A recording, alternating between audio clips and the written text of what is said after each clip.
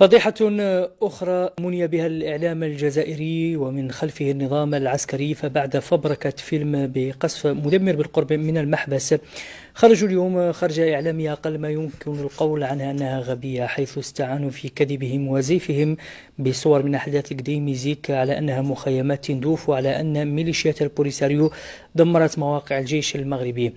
قرأت مقدمة نشرة الأخبار البيان رقم 50 على مشاهدي التلفزيون الجزائري ممن لا زالوا يعتبرون الجزائر دولة مؤسسات ونظام رشيد، والواقع أنها دولة بلا حاكم فعلي تسير من داخل الثكنات العسكرية. تقرير في الموضوع لفتح لمينا. اكذبوا ثم اكذبوا ثم اكذبوا حتى تصدقوا ما تقولون. مقولة شهيرة لوزير نازي أيام استبداد هتلر كان يطلب بها من وسائل الإعلام الألمانية أن تمجد انتصارات الجيش النازي وقائده، وأن تلمع الصورة البغيضة السوداء العنصرية للحركة النازية وطواغيتها.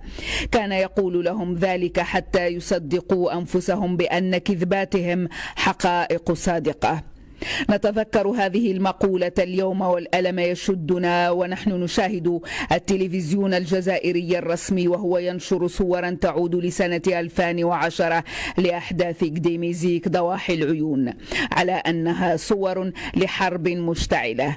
تقول الصحفية وهي واثقة من زيف خبرها بأن ما تسميه جيش بوليساريو شن هجوما على أماكن تخندق الجيش المغربي حسب تعبيرها وحسب تعبير صناع القرار من خلفها.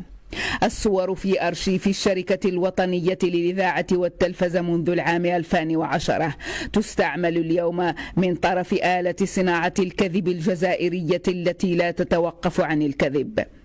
اختلفت الصورة والتعليق الصحفي، وحيث تعلق مقدمة نشرة الأخبار عن انتصارات بوليساريو في حرب مزعومة وهجوماتها اليوم على الجيش المغربي، تظهر الصورة خيما لأحداث قديميزيك كناية على مخيمات تندوف لتقول للعالم أن الجيش المغربي يقصف المخيمات.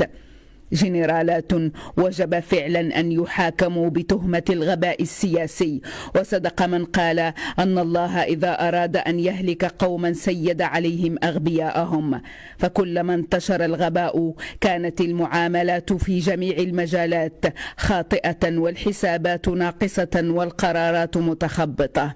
أغبياء الجزائر حكامها وهم الأكثر خطورة على الإطلاق سواء عن وعي أو دونه، عدو الشعب الجزائري قبل غيره.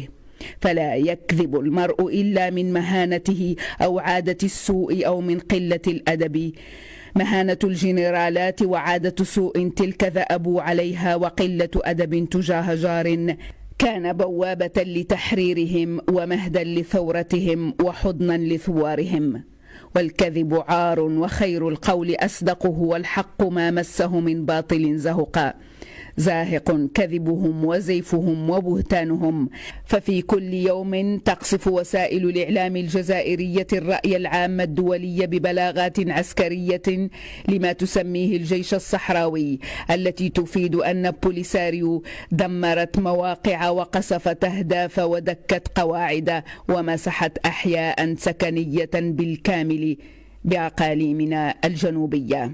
ابتلي المغرب بجار يجهل اختراعا بشريا اسمه الأقمار الاصطناعية، وذاك قدره.